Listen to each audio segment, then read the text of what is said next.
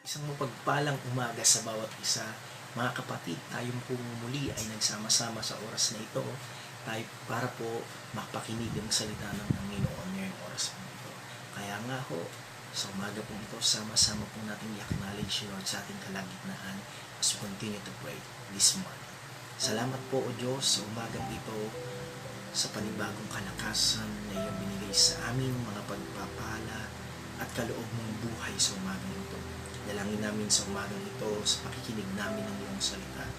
Ikaw yung mangusap, ikaw yung mataas sa aming kalagitnaan at mapapurihan ka po namin sa umagang ito. Pinupuri ka po namin at pinapasalamatan sa oras na ito sa makapangyarihang pangalan ni Jesus.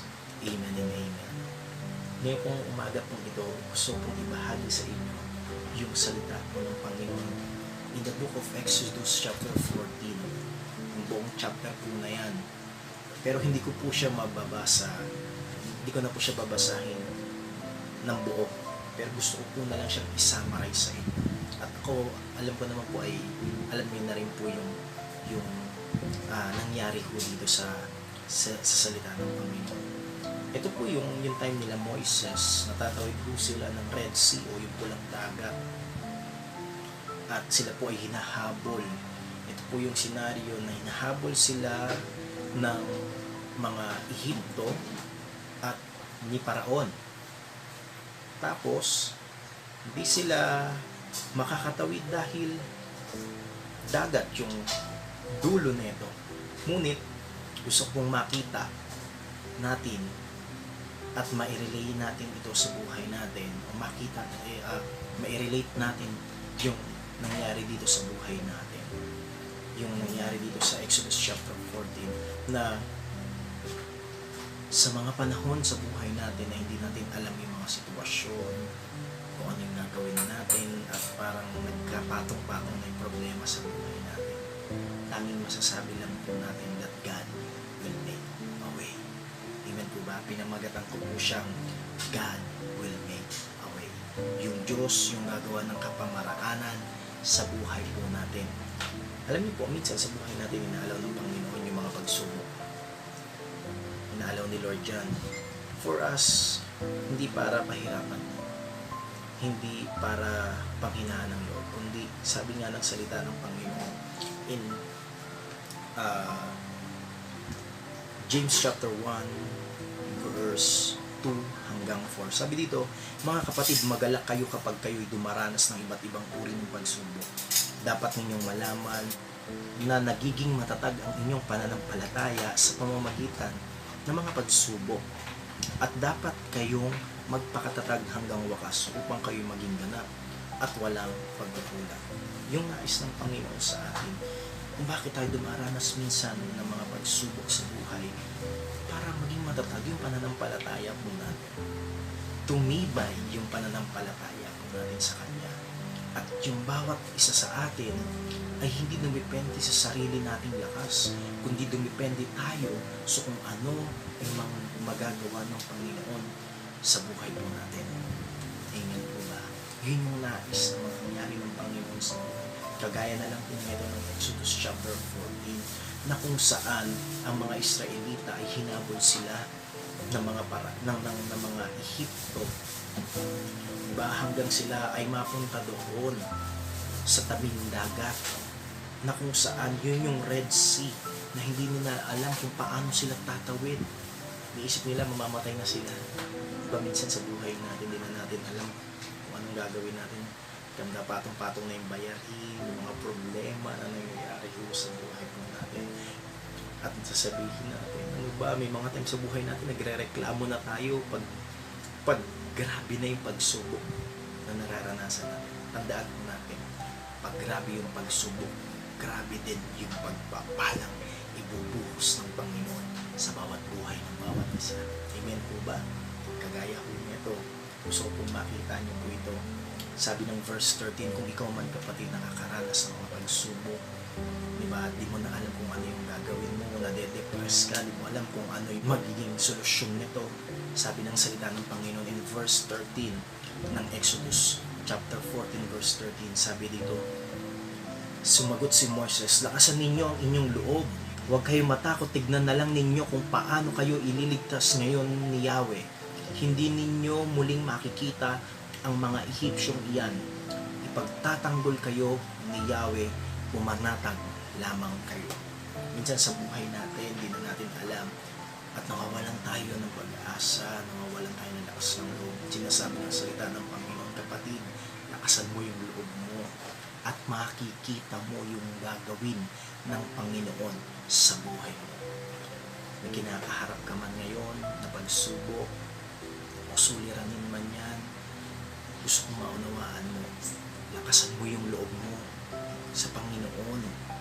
Hindi ka pababayaan ng Diyos. Amen ba? At sabi ng salita ng Panginoon, for those who call upon the name of the Lord, they shall be saved. Ibig sabihin, pag tumawag tayo sa Panginoon, ililigtas niya tayo.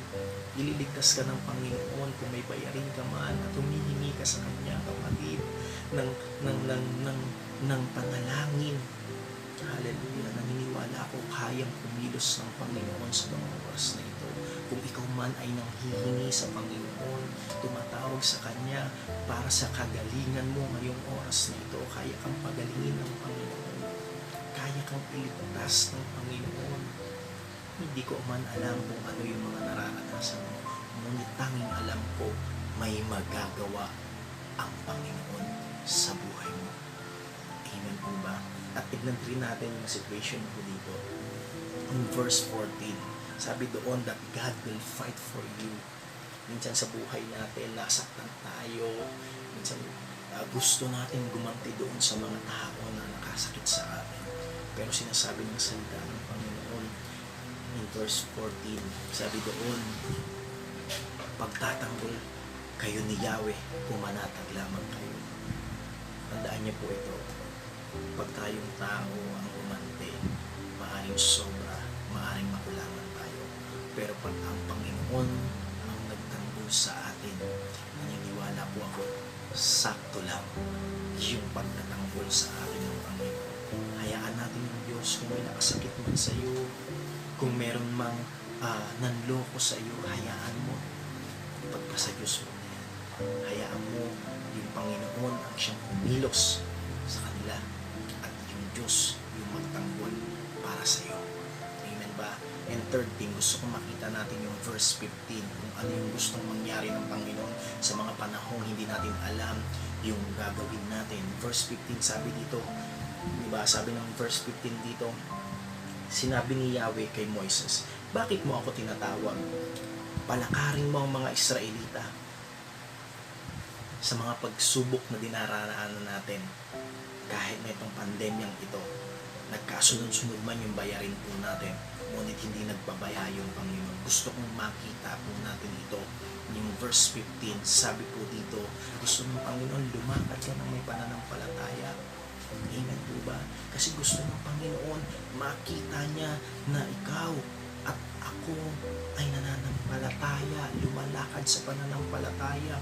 Sabi ng 2 Corinthians chapter 5 verse 7, sabi ng, for we walk by faith and not by sight. Hindi tayo lumalakad ayon doon sa ating mga nakikita, kundi nananampalataya tayo sa Panginoon. Kahit hindi natin nakikita mga susunod na pangyayari, pero alam natin na nananampalataya tayo na may yung Diyos may gagawa. Kagaya na ito.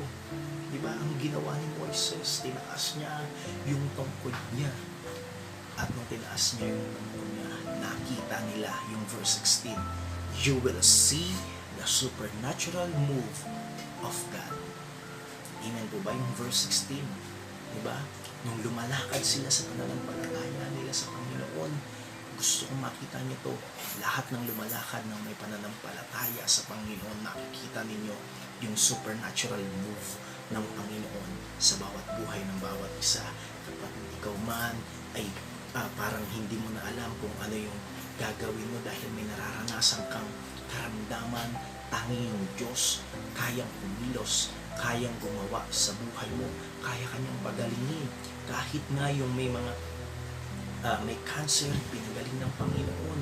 Kahit nga yung mga parang sinukuan na ng Panginoon, ng mga tao, ng, na, ng karamdaman, ngunit sa Panginoon, kaya niyang gumawa ng kamanghamanghang bagay.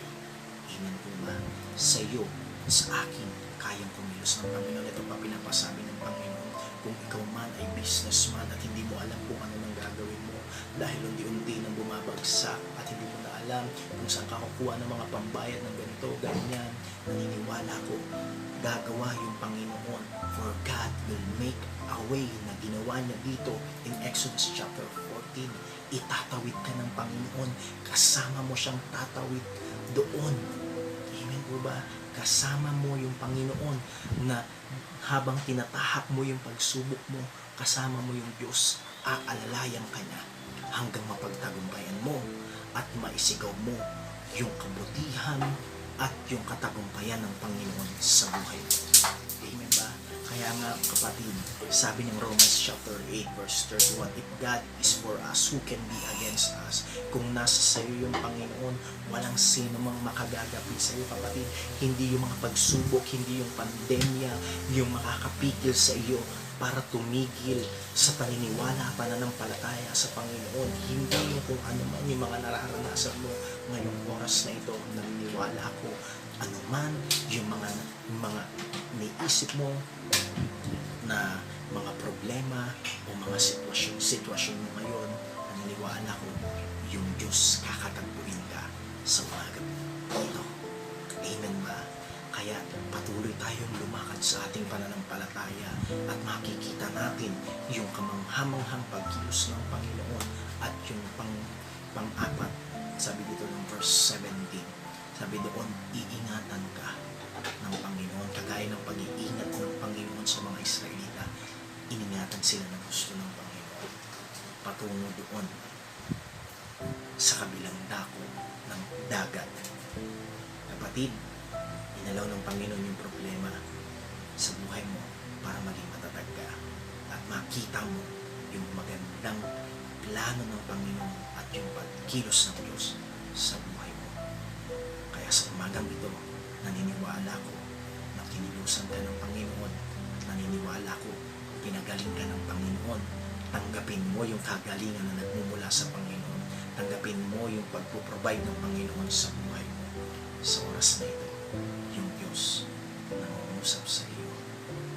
Sa oras na ito, naniniwala ko yung Diyos may ginawa siya sa buhay mo. Sama-sama tayong manalangin at magpasalamat sa Panginoon. Amang Diyos na makapangyarihan, pinapasalamatan ka po namin sa oras na ito. Maaring yung mga nakapanood nito ay may kanya-kanyang suliranin, problema na dinaranas. Lord, kagaya ng ginawa mo, Panginoon, sa Book of Exodus, itinawid mo sila, pinagtagumpay mo sila, Panginoon, pinalaya mo sila, Panginoon. Dalangin ko yung bawat buhay ng bawat isa, Panginoon. Hayaan mo tumibay yung pananampalataya namin sa iyo, yung paniniwala at sama-sama kami, Panginoong Diyos, na lumakad, Panginoon, na may pananampalataya sa iyo, Panginoon. Lumakad, Panginoon, ayon doon sa pananampalataya namin sa iyo. Salamat po, Panginoon. Pinupuri ka namin sa umagang ito. Salamat po kung aming samot panalangin sa mapangyarihang pangalan ni Jesus na maraming sa amin. Amen and amen. Sa umaga pong ito, gaya ng lagi nating sinasabi, every gising is a blessing. God bless you all po.